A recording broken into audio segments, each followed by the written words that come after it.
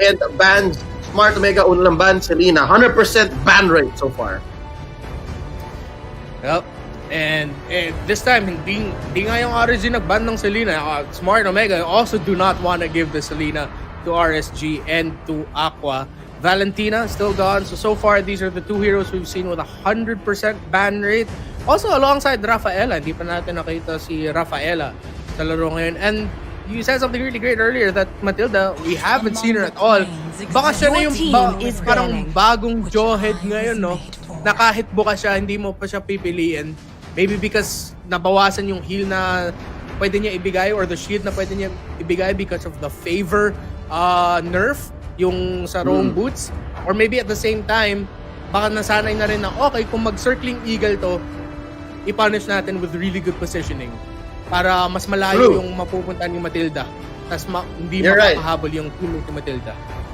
Which kind of makes me happy. Actually, medyo natutuwa ako doon sa fact na yun na hindi na 100% parang hindi, basta open si Matilda, piliin nyo. She became more of a specific tool na dapat kung gusto mo gamitin, marunong ka. Let's see RSG, they still take out the Esmeralda. So mas ito yung mga importanteng hero. Talagang dinidictate nila. And Omega, their last ban for this phase is the glue. There you go, finally. Glue. Take it out. Yep. And it's still Omega who takes it out. So what could be really great pickups for them, RSG, now I'll have to consider thinking about taking out the Paquito. What if Smart Omega gets the Paquito? Because that Paquito, pwede pumunta sa jungle yan para sa Smart Omega, or it could also end up in the hands of Renjo, who we know to play a really great Paquito. If that's the case, Smart Omega will still have that great backline diver for Renjo. So RSG, respecting that, tinanggal nila Paquito. So kung ang game 1 and 2, choke out Chakno, ano naman kaya ang plano ng RSG dito sa red side against Omega? First pick na Omega. What else is open? No more first pick glue. Edith is open. Edith is out here. Yeah. Edith is available. Pwede. I don't think anyone will consider picking the Uranus again. RSG did that in game number 2. For the first pick Uranus. And actually, Omega, that was one of their first picks also for game number 2. But in terms of the top first picks, maybe they'll play it safe, get something a bit more even. Oh! What? First pick Uranus talaga dito, ano? Mataas na talaga yung priority niya sa kanya. Welcome back to 2020? First pick Uranus? Huh. Well, both teams malakas gumamit ng Uranus. So to be fair, tama naman yon. Very, very good si Renzio. Malakas din si Kenji dito. But we'll see. Smart Omega, anong sagot nila?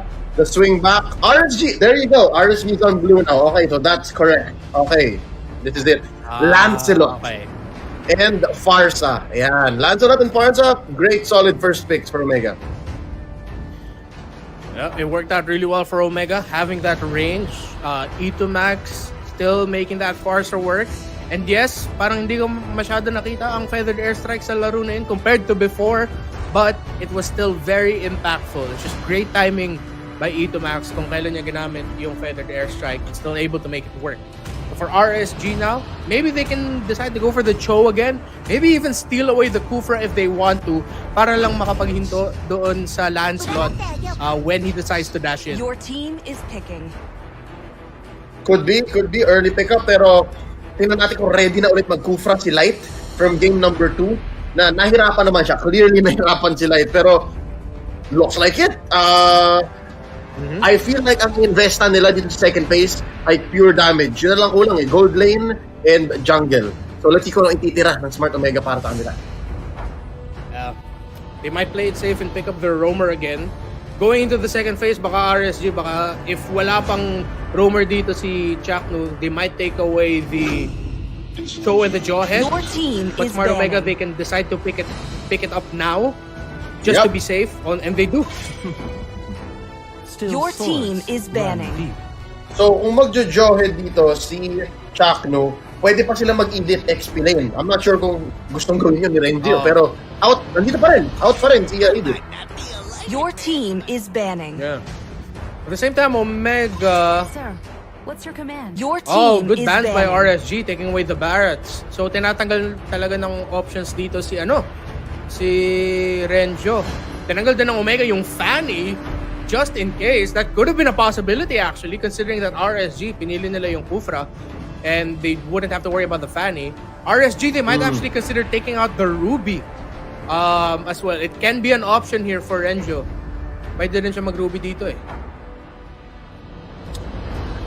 I think XP lane is very wide open. Ang dami pang pwedeng piliin sa XP lane. Hindi pa natin nabibring up yung mga klase ng hero tulad ni Lapu-Lapu, tulad ni Tams, Ah, di ba? yeah. Yuzhong, di ba? Kunyari kung Marami pa. mag-Yushun Shin, si Demon Kite. So yeah, madami pa. Pero hindi nga sila yung potential, hindi sila yung prime choices. The primal Your lightning, team is the picking. hunter of all the evil gods. Oh, they take away the Edith.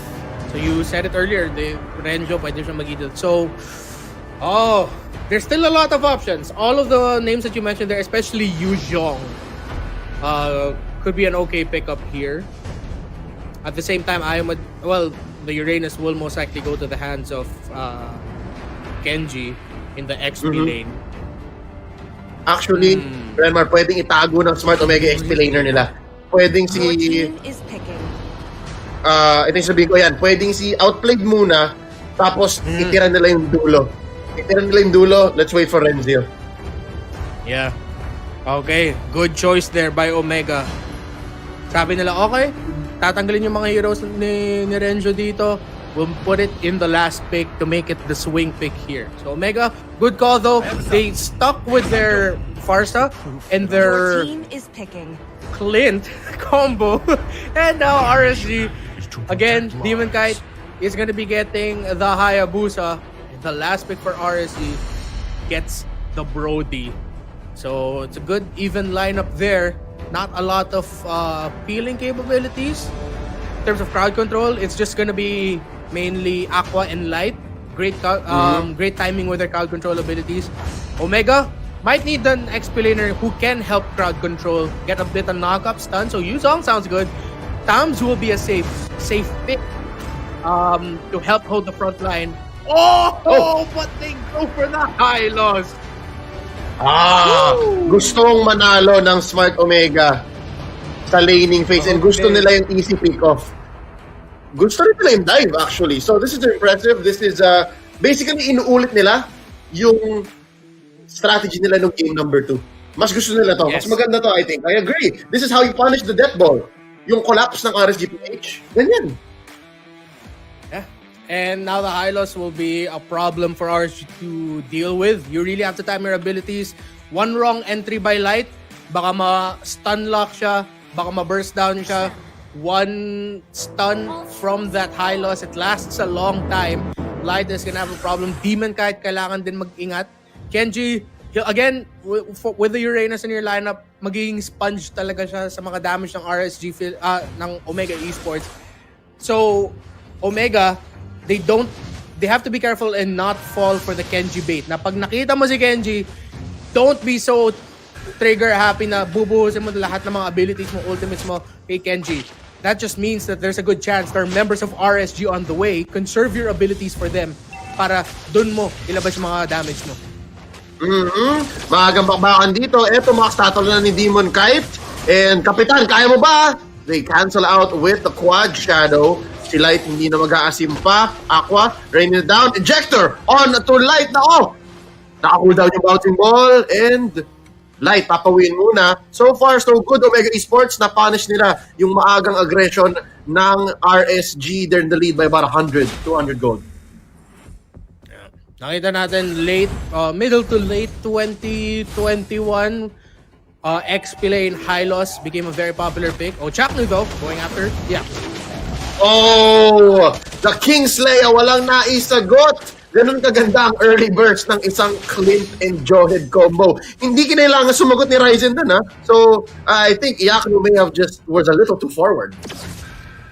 Yeah.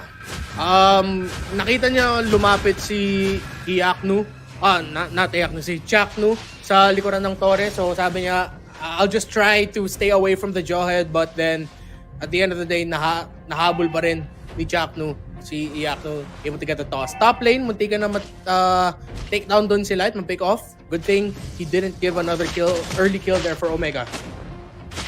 So far, RSG-PH struggling to survive the early game dahil mukhang nahanap na Omega ang kanilang tempo. And that's going to be Demon Kite using the shadow kill already. Renzo laying down the carpet. Plus, eto Max with the rug. Bahay daw ng Omega to. Amin tong turtle nito. Nice knock up by Light. Papasabugin nila si Chaknu and the Mamba survives. Pero sabi ni Kenji, wait lang, dito ka lang. That's a kill via the Ionic Edge. Ryzen mababa ng buhay. Papasukan pa dito. Demon Kite, pero quad shadow out. Safe. It's a 1-for-1 trade. Turtles still standing. Good response there by RSG Philippines. Actually, Omega Esports, naisip nila na okay, baka kaya natin labanin to kasi RSG, si Aqua, nagamit na niya yung yin-yang overturn na yun nung sinubukan nila Aqua at Demon Kite na pick off doon si, if I'm not mistaken, was either Chaknu or Itomax na nakita nila, basta nakatakas. But Omega Esports, able with smart positioning, RSG Philippines coming in, Light coming in with the assist, nakabawi sila ng isang kill. Omega just were not expecting Light and the damage to come out of Aqua. Actually, the damage that Aqua provided was just from the umbrella toss. And Demon Cat was ready to help with the damage there. And then, of course, Kenji getting the kill. So, that being said, RSG, meron na silang konting momentum na huli. Kapitan Kaidik, eto Max in mid, tinalunan ni Light at pinasabugan naman ni Aqua ang gamit kanyang payong. And puposition ulit ang RSG. Demon Kite starting up this turtle. And si Renjo nabantay alongside Chaknu. Kulang yata ng damage ang Omega dito. Delix, we're looking for one more. And it's Kenji who takes the turtle. Nakayo pa rin si Demon Kite. Chaknu takes him down. Ang lalim ni Kenji. Debawi though. Down goes Renzo. Ejector on to the Uranus. And so far, the fact na karamihan ng laban dito in bottom lane ay nangyayari sa may turtle pit. Parang yung advantage sana nung high loss, parang na-equalize. Oo. So, sobrang daming skill na bato doon sa turtle. Si Kenji pa talaga sa bandang dulo nakakuha ng turtle doon. And it's not to the fault of Ryzen or Demon Kite. I'm sure on time yung retribution nila. Sobrang dami lang talagang skills na nilapag. Mga damage galing sa retry. So, the end, Kenji was able to get it to help secure the kill there to Ryzen. RSG, though at this point, they've been putting a lot of importance in the turtles. They're supposed to. They really need to help Iaknu. 50% na lang yung buhay ng Torre ni Iaknu dun sa top lane. Wala pang bawas sa energy shielding dun si Iaknu. Outplayed, has a lot of gold right now compared to Iaknu's Brody. So it's clear na yung top lane na nanalo Omega. Pero yung bottom naman kay RSG. And that's not good if you're RSG kasi bakit mo gusto lumamang yung XP lane mo? Mas importante yung gold lane. So yun yung dilemma nila ngayon. Kailangan nilang ayusin yun. They have to figure out. Kaya ngayon dito, si Light at si Aqua tumatambay. Kaya ba nila? Si Light hirap sa vision. I can tell that Light is looking to find engagement. And yung mga nakuha nilang kill so far ay yung mga malinaw lang, yung mga mahuhuli niya agad. Parang it seems like Chaknu's a step ahead almost always. 20 seconds bago mag-spawn yung turtle. Both junglers are near it right now. Demon Cat able to take away the lethal under. So nabawasan ng konting vision doon ng Omega. And nakita actually natin sa mapa, yung sinasabi mo na hirapan mag-vision si Light because of course he has to be careful for Chaknu's jawhead. Kung mahinto yung charge up ng Tyrant's Revenge niya, mabato siya ni Chaknu, that's a wasted skill. At the same time, you're putting yourself at the risk of getting set up. Oh, and they're still just playing around this turtle. Ganun talaga no? Kapag iniwan mo si Outplayed at si Iaknu, at least at this point in the game, yan ang mangyayari. Outplayed is just gonna get on top of Iaknu on his game and then malalamangan. So far, RSG Philippines, they have to fix that. They have to work on it. And nice jump attempt by Light dito sa may lower half. Pero ibang bush ang tinatambayan ng Omega Esports. Puncture, clearing the wave. Ryzen. Alam ba nila na may extra dito? Alam nilang mas marami? Oh, wow. I think magaling Binabakuran lang pala ni Light. Kasi nasimulan na ni Demon Kite yung turtle. Yeah. And that opens it up, gives space to RSG Philippines and Demon Kite for the turtle. Omega Also respecting the fact that, okay, may good chance na yung RSG Philippines nakapwesta na sa Turtle, baka naumpisahan na ni Demon Kite. Actually, Renjo nakapagbigay ng impormasyon kanina na, okay, andito nga si Demon Kite sa Turtle. So instead of forcing anything, instead of putting themselves at risk of possibly trading more, nice jump! Nakahuli na naman si Katipon in combination with Caranto, Demon Kite, and Light Connection. That's gonna be 1 kill again onto El Capitan, Kaidik, Eto Max. 0-2 on that Farsa. So, mid and bot, RSG. Top lane, Omega Esports. Pero ngayon, nag-switch na. Yakno down bot. Kung dati, Heath Aqua, Pasma duo, ngayon may bagong duo sa RSG Philippines, yung Demon Light naman. Parang mas nakakatakot yung Demon Light. Okay, luma na siya eh. Bottom lane naman, tingnan natin kaya ba yung tapunan ni Renzo. Shadow kill, finishing the job. Si Yakno, pinabigyan ng isang kill pero outplayed. Binalikan yung lane ni Yakno. Di pa ako tapos tayo, Kuya Bong. Di pa ako tapos pero ma-push naman sa bot lane ang RGPH Light. Sumi-stretching, hindi niya mahuli. Let's look at an instant replay. Oh, wait lang, meron pa palang kill. Pero tingnan natin yung instant replay. Wala na, bilis, dami nangyari. Woo! Yeah, that's what we get, having high-tempo games. Kenji baka ma-pick off naman dito, pero naiwasan niya yung ejector ni Chaknu. Wow, what a trade. Iaknu nakakapagbawi na unti-unti, nakapush na ng Torre sa bottom lane. Now also has a kill in his bag. He's doing the right things to get back into the game. In terms of gold, I think Outplayed still has the lead, but actually lamang ngayon sa level si Iaknu. Yep. So far, that was a great decision by RSG. Lamang na silang ng 2K in 8 minutes 30 seconds. And map presence, konti na lang maabawi na sila. Top lane, pinoporma na yan ni Kenji. Mid lane, gonna get taken down by Aqua. Eto Max, kamunti ka na mapabugsa. Dito na naman ni Demon Kite, Renzio, dropping the glorious pathway. Naghahanap sila ng target, pasastan si Kenji. Pero Uranus yan, matibay yan, matigas. And they're gonna go for more, Renzio. Gonna get caught here by the stun of the King Slayer. Iakno, lalapagan. Uy, Karibal! Renzio versus Iakno. Old Onyx versus Sunsparks Days. Oh, what a throwback Red to team see turret them has been going up destroyed. against each other. And now, RSG Philippines, medyo nakabawi na talaga sila. 3-2 in terms of the turrets. But Light here has to be careful. And this is what hurts going up against a combo of a Farsa and Jawhead. Alam ni Light na anytime makita niya si Chaknu, may chance na nandun si Ito Max na baka ma-burst down siya. Point, mahirapan yung RSG pumesto kasi siya talaga yung frontliner na pwede mag-crowd control eh. Again, Kenji nandun lang talaga. He can give a bit of info but kulang siya sa crowd control.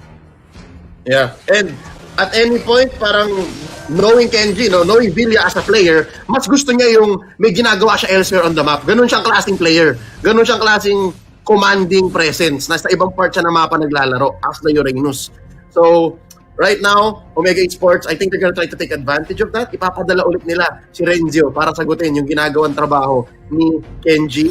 And now, Light. Kanina pa tinatay-talon nitong bush na to eh. Sa mid. Tingnan natin kung matutuloy na nga finally. Demon Kite in quad shadow range of any of these engagements. Up or mid. Pero mukhang false pa rin. Parang naghahanapan lang sila ng butas sa plano. Abang Omega Esports, sinusubukan lang nila kumuha ng mga resources ngayon. Outplayed will be the X factor in the late game here para sa Omega Esports. But at the same time, katulad na nangyari dun sa game number 2, isang magandang ultimate galing kay Renjo. Kung mas-split yung RSG Philippines habang nag-teamfight sila or saktong-sakto yung paglapag na sobrang bagal na ng movement speed ng RSG Philippines, hindi nila maiwasan yung mga damage dito ni Ito Max. There's a lot of setup for Outplayed in Ito Max again. So yung lineup dito ng Omega Esports ng game 3, parang katulad ng game 2. But now, there's a fight of the Lord. RSG, baka makuha na nila. Oh no, wala si Raiden. Nangarap si Kapitan Kaindik. Chakno gonna eat a lot of burst from RGPH. You see the effort. Sabi niya, baka isang burst lang na Feather Airstrike, baka manakaw ko. Pero at least nabuhay siya. Chakno, nagsakripisyo. Just as you should as a tank player. Great effort, pero na-space out talaga yung Omega doon RG with the First Lord. Yeah. And RSG Philippines, Kenji, Vilya, kilala natin siya from the old Sibol team for split pushing. Na-split niya si Ryzen. pinalayo niya dun sa Lord. Ang tagal na ng pag-buy time niya dun sa orange buff eh. Yeah? Nung si Ryzen at saka si Renjo, sinusubukan nila kunin yung orange buff. Si Kenji nang Google lang. Tapos yung RSG sobrang confident makuha nila yung Lord kasi alam nila, nakikita nila sa mapa na si Ryzen nasa orange buff pa, malayo pa sa Lord. Yep, walang retry, walang glorious pathway. Again, that was their only chance. The feathered airstrike that might have had the lucky burst, pero kinulang pa rin. Muntik na nga, di ba? Kinilangan pang magbigay ni Chaknu.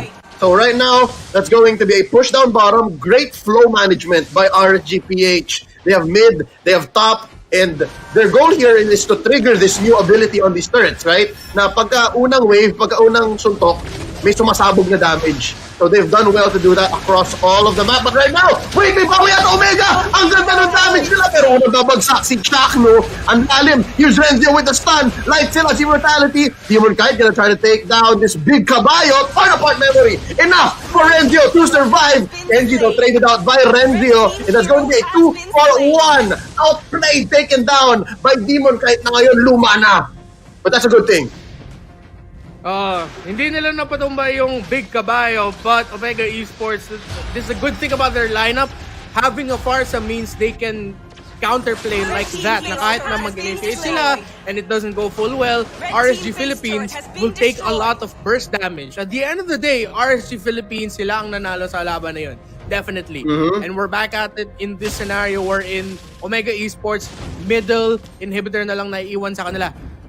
But they also have a good chance of being able to defend having that Farsa. Kailangan nang mag-ingat si Ito Max kung nasan si Demon Kite. Omega Esports have to stop Demon Kite from getting to the backline. Kasi kung mahanap ni Demon Kite si Ito Max, your chances of defending the game are over.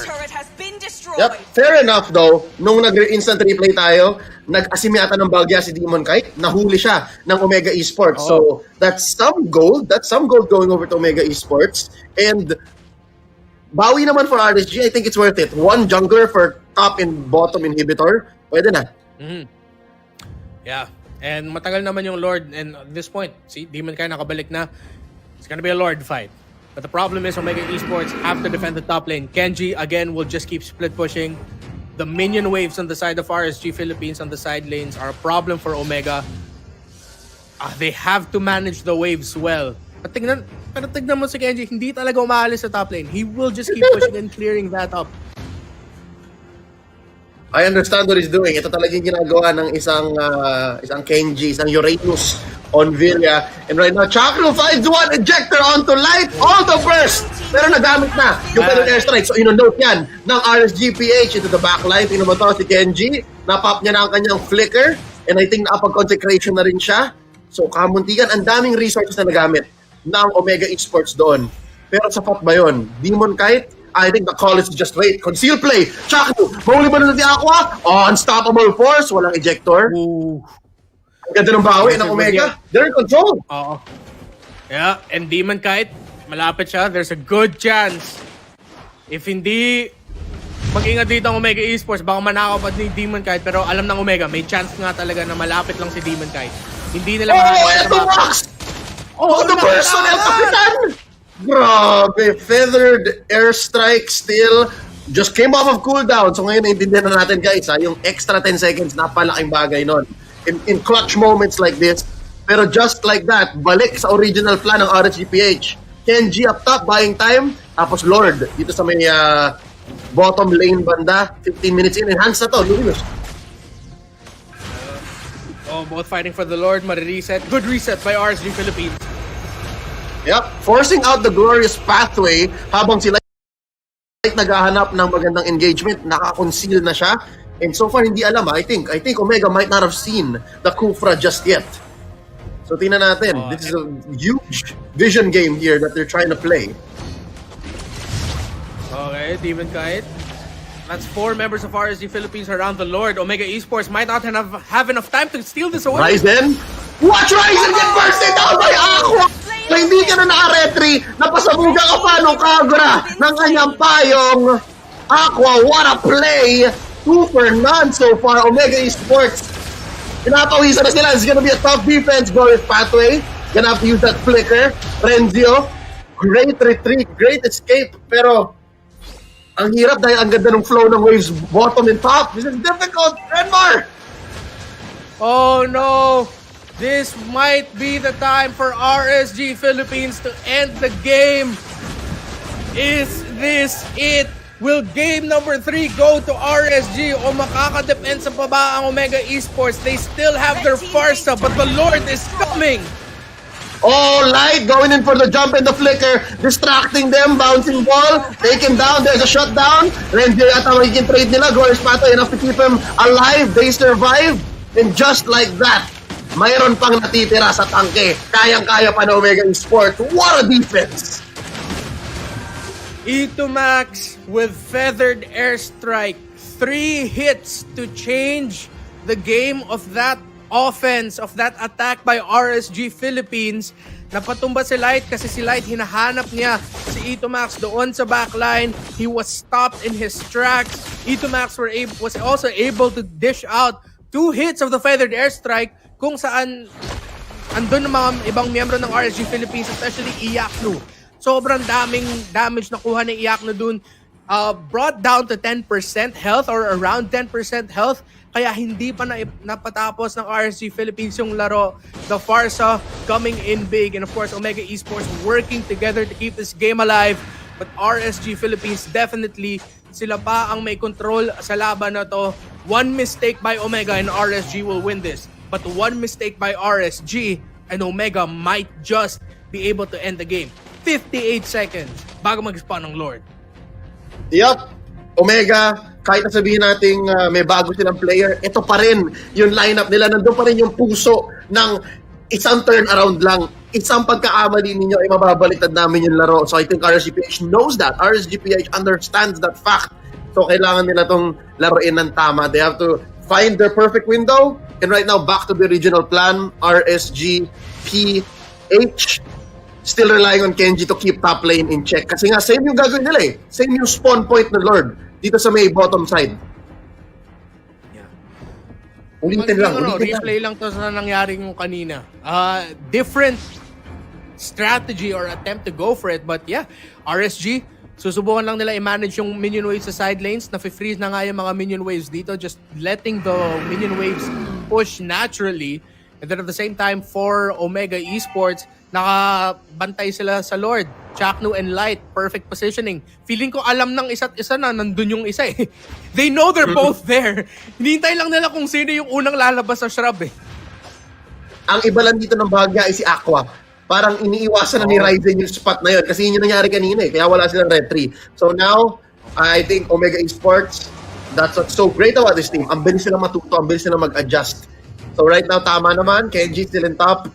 Iba rin yung pinagsagot nila, oh. Tignan mo, si outplayed na. Yung nakabantay dun sa top lane ni Reynos. Feeling ko si outplayed at Itomax, magana na lang yan eh.